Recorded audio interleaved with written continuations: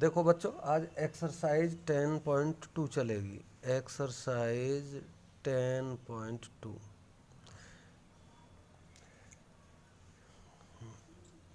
ये सदिश बीजगणित चलेगा। अब सदिश बीजगणित में यदि किसी सदिश को हम दिखाते हैं तो या तो हम ऐसे दिखाते हैं, ए और बी से लिखते हैं, तो दो नोटेशन हो गए, ए बी, या तो ऐसे करते हैं या कोई वैसे ही ए की अल्फ़ाबेट बनाते हैं जैसे ए, तो ये भी सदिश का चिन्ह है ये।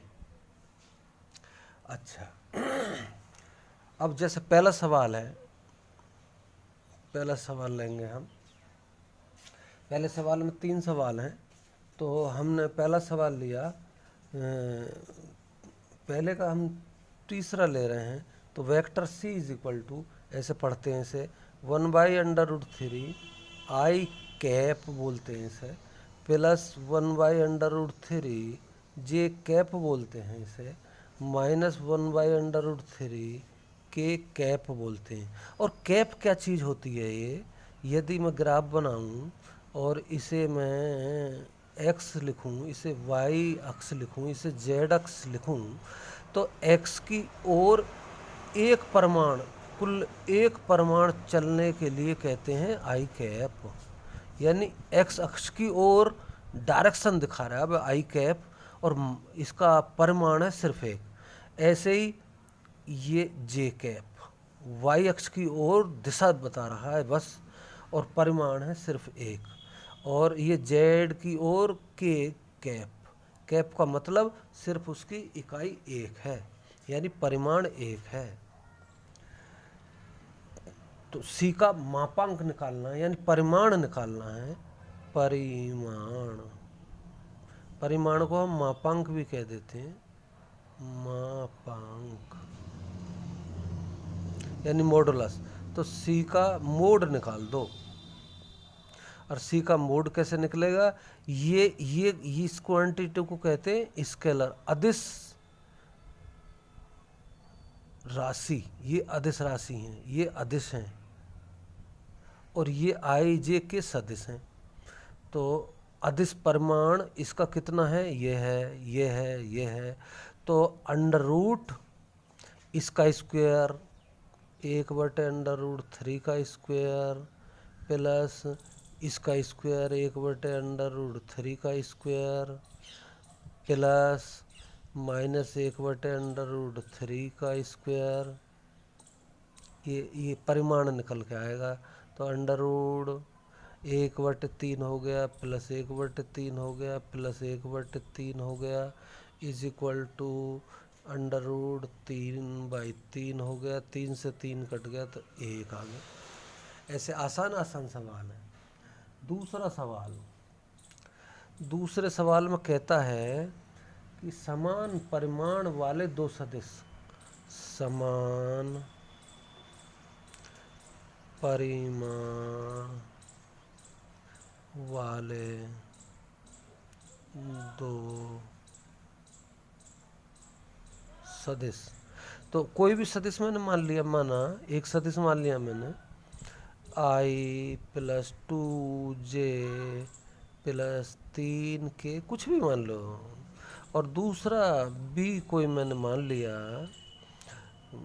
इनको इनको चेंज कर दो बस, कहीं भी 3i कर दो, चलो प्लस जे कर दो, प्लस 2k कैप कर दो।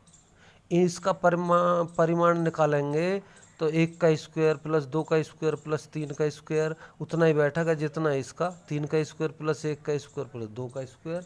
तो ये दोनों समान हो गए। और समान, तीसरा सवाल है समान दिशा, समान दिशा वाले दो सदिश, समान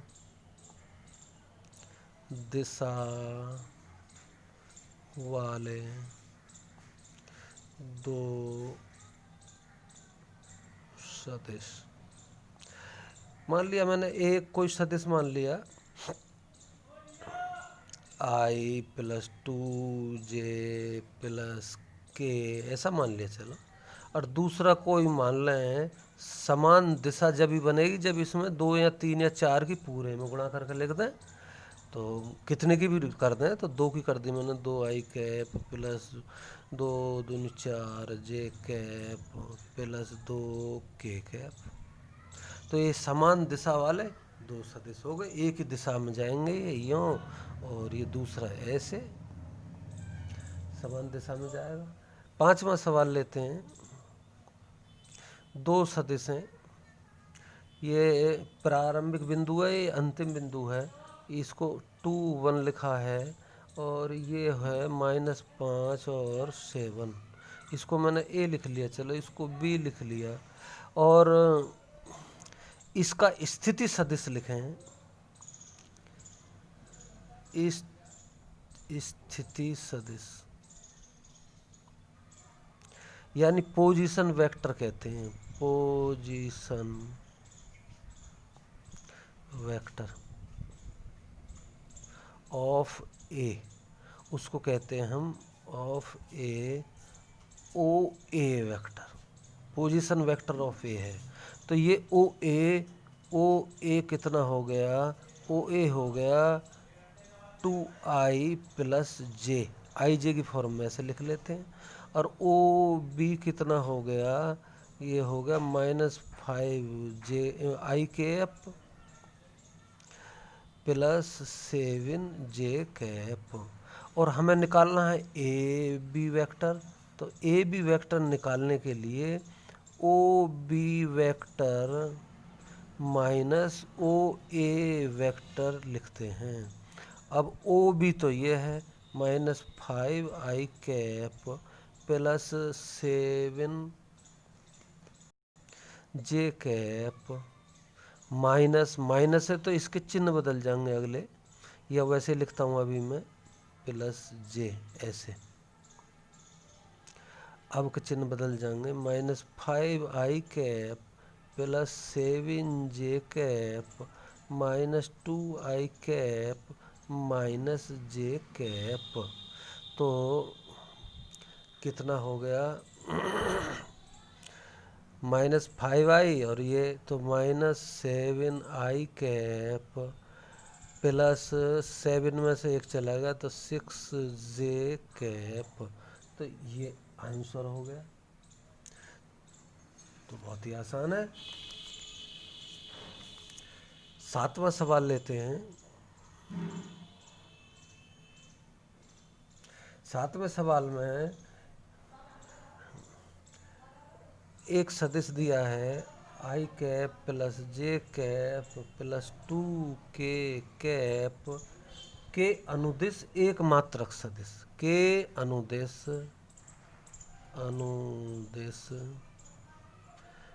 एक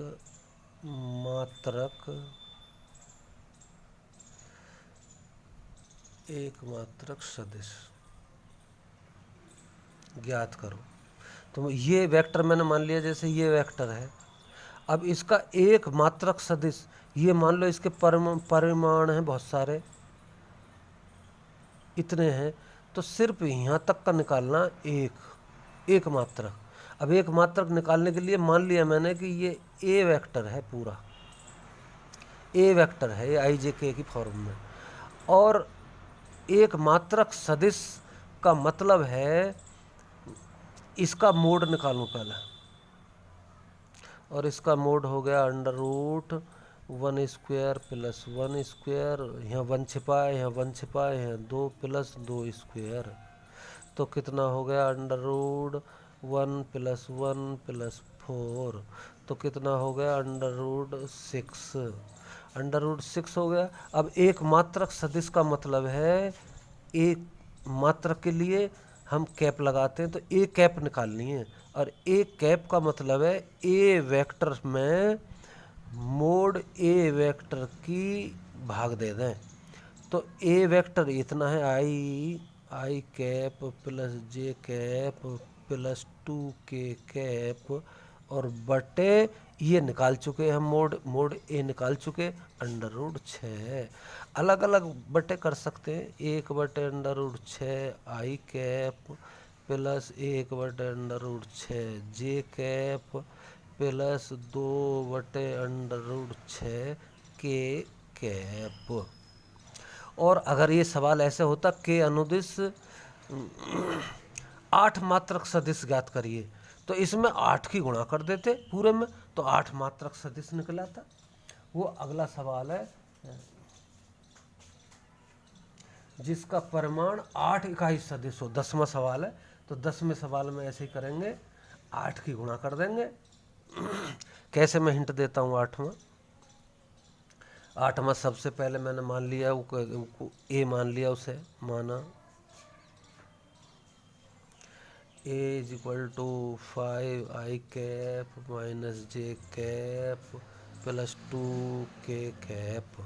अब मैंने इसका मोड निकाल लिया, मोड अपने आप निकाल लेना। फिर ए कैप निकाल लिया मैंने, वो वेक्टर ए बटे मोड ए होता है, ए कैप आ गया।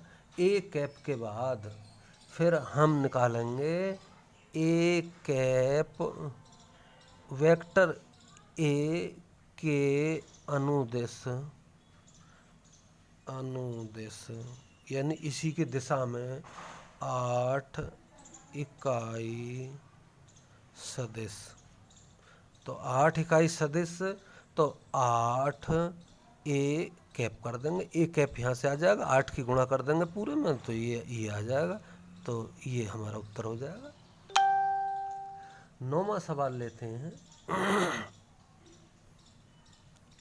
9वां, ए वेक्टर कोई दिया हुआ है 2i cap minus 3j cap plus 4k cap, और कोई बी वेक्टर दिया हुआ है minus 4i cap plus 6j cap minus 8k cap.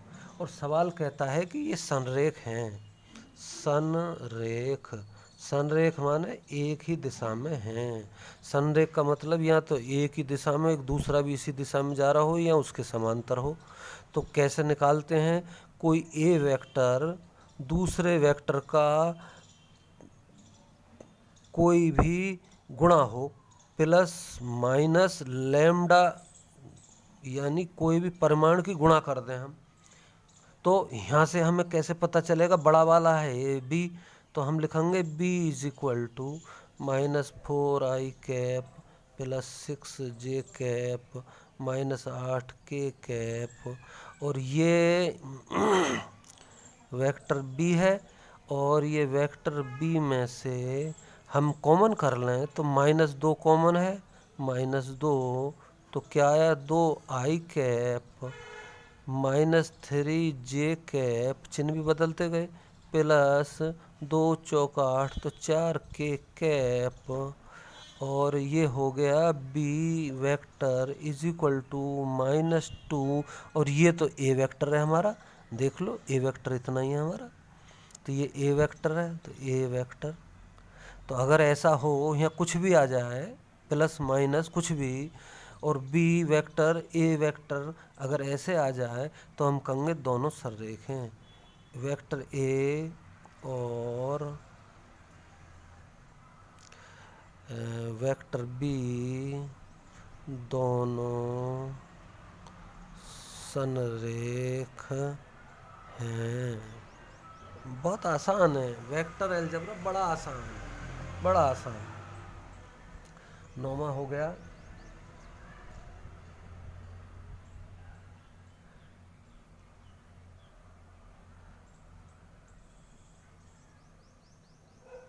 नौवां नहीं, 11वां है ये, 11वां, और ये है 10वां।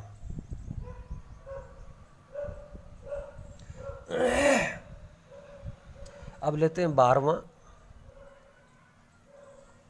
12वें सवाल में वेक्टर दिया हुआ है A vector is equal to I cap plus 2j cap plus 3k cap, और इसमें डायरेक्शन कोसाइंस निकालनी है। तो डायरेक्शन कोसाइन में थोड़ा सा समझा दूं।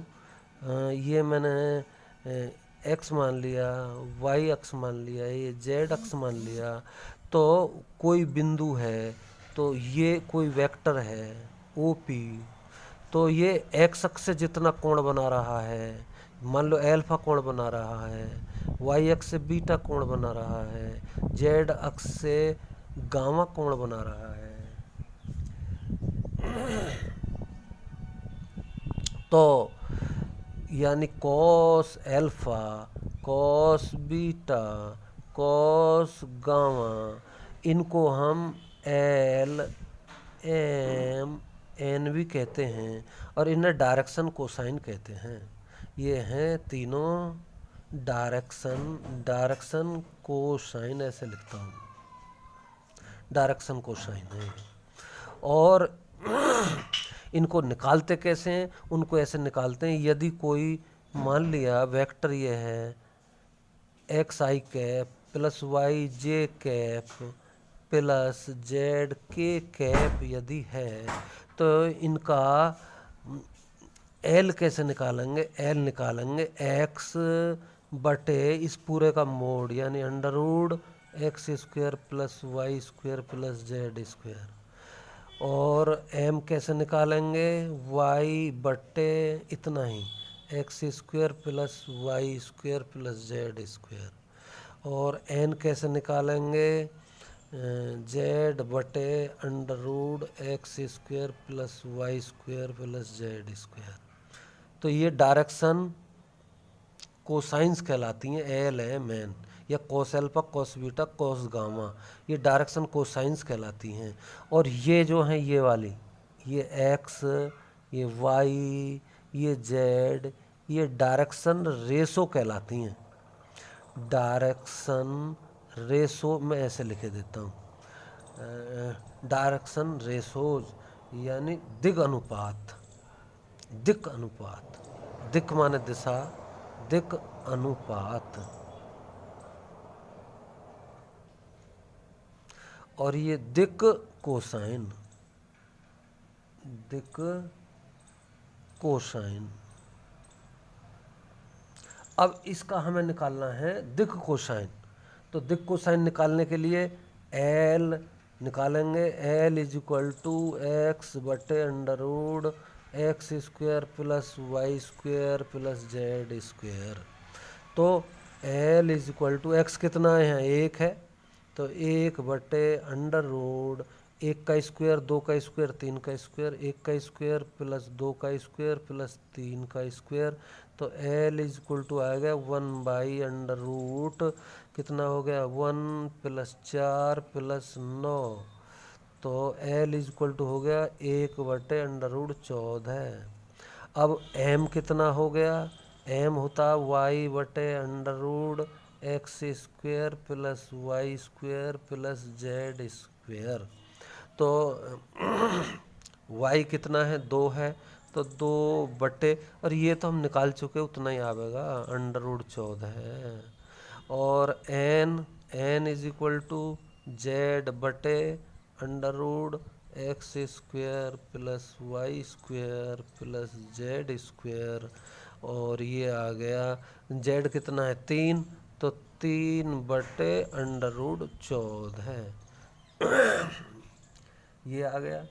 तो ये 12वां सवाल हो गया। इसी तरीके से और भी सवाल ऐसे ही होते जाएंगे, और सवाल तो अब बहुत कम रह गए।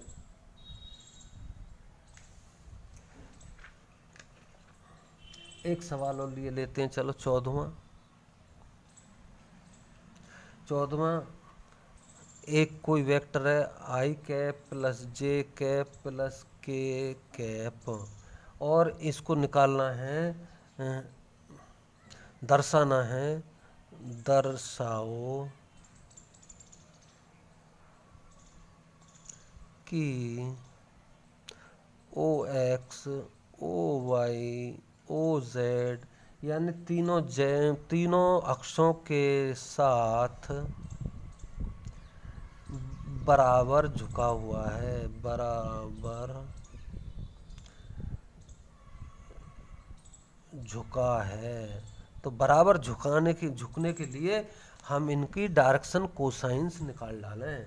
और डायरेक्शन कोसाइंस जब हम निकाल देंगे तो हम कहेंगे कि ये बराबर बराबर कोण निकल के आ गए, तो हम कहेंगे कि ये बराबर बराबर झुका हुआ है।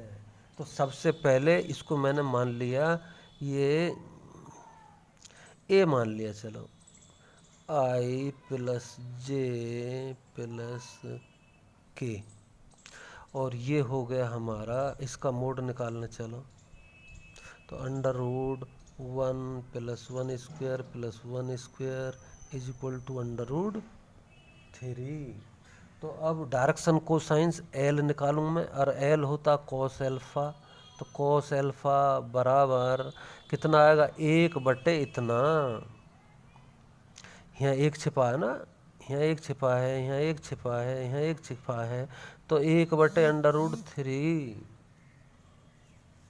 1/√3। ऐसे ही एल और ऐसे ही एम कितना आएगा, m is equal to cos beta, वो भी 1/√3, और ऐसे ही आएगा एन, और N is equal to cos gamma, n is equal to cos gamma, और ये होगा 1/√3।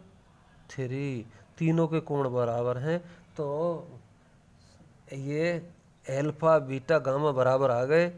तो यहाँ से एल्फा कितना आ गया, कॉस इनवर्स 1/√3, और यहाँ से बीटा कितना आ गया, कॉस इनवर्स 1/√3, और यहाँ से गामा कितना आ गया, कॉस इनवर्स 1/√3। तो क्या आ गया, तो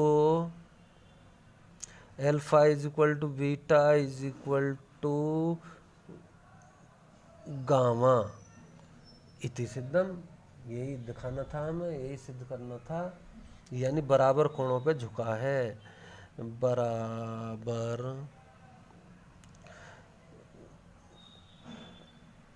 कोणों, यानी बराबर कोण बनाता है, बराबर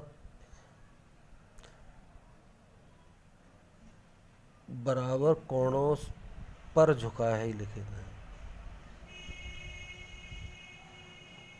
झुका है। इस तरीके से आसान सवाल है, सब सवालों को करना, नोट करना, समझना।